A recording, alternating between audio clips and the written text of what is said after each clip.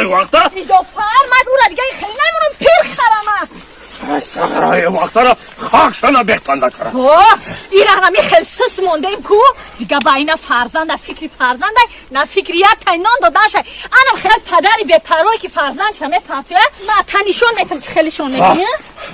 سلام علیکم دوستانی عزیز ناگفته نماند شرکت بارکشی بختیار در خدمت تمام مردم مهاجر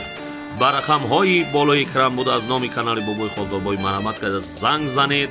بارهای خود را به تاجیکستان روان کنید میتونید از تاجیکستان هم به روسیه بار روان کنید به همین کانال مرحمت شرکت بارکشانی بختیار با شماست شرکت بارکشانی بختیار با شماست میتونی مراخی خلاصا پچق شده میپرد چند روزه من فکرم درد گودکای آخی تا که هم ازمی تا کم خیلی کارو میکنم نخوا که تو انصاف نداشته باشی یک گمر دادرونی خود رفته من سرپرای این میرم اولی من این را خیلی نمیمانم دیگه اولی روی سگی مرا آوردم